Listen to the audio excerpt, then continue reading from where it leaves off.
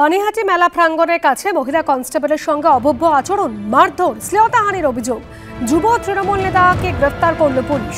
অভিযুক্ত যুব তৃণমূল নেতার নাম দীপ মজুমদার। অভিযুক্তকে ব্যারাকপুর মহকুমা আদালতে তোলা হয়।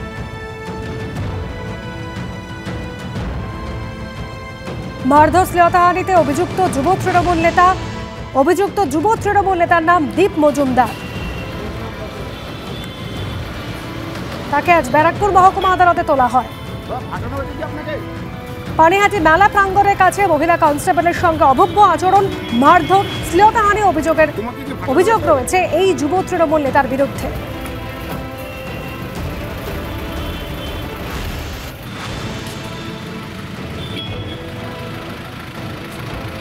মারধর, শ্লীলতাহানিতে অভিযুক্ত যুব তৃণমূল নেতা দীপ মজুমদার। তাকে আজ ব্যারাকপুর মহকুমা আদালতে তোলা হয়।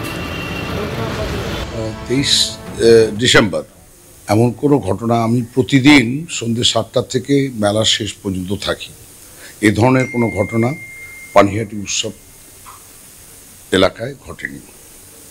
বাইরে কোথাও ঘটতে পারে, এ নিয়ে আমার কোনো বক্তব্য নেই। এই বিষয়টি সম্পূর্ণ মিথ্যা, সাজানো, এবং এর মধ্যে সম্পূর্ণভাবে পুলিশের একটি অংশ বিজেপির সঙ্গে যোগসাজ করে দীর্ঘ বছরের মেলা, প্রতিদিন 1 লক্ষ লোক থাকে, এই মেলার কমিটির সঙ্গে যুক্ত মানুষকে অপমান করার জন্যে পুলিশের একাংশ, এটা প্রমাণ হলো যে বিজেপির সঙ্গেই আছে। সুকান্ত মজুমদারের কাছে এখানকার থানা থেকে কি করে এফআইআর কপি গেছে, এবং এটা আমাদের না জানিয়ে, আমরা যেহেতু মেলাতে আছি, আমাদের কেউ কোনো খবর দেননি। এটা সর্বৈব মিথ্যা। যা কিছু ঘটনা ঘটেছে বাইরে, মেলার ভেতরে কোনো ঘটনাই ঘটেনি। তৃণমূলের স্থানীয় এক কাউন্সিলর এবং তাদের সঙ্গে তারও 2-1 জনের নামে পরবর্তীকালে একজন মহিলা কনস্টেবল অভিযোগ করেছেন যে তার শ্লীলতাহানি করা হয়েছে 23 তারিখ রাত্রিবেলা মেলা প্রাঙ্গণে। কিন্তু এতদিন পর্যন্ত পুলিশ কোনো ব্যবস্থা নেয়নি।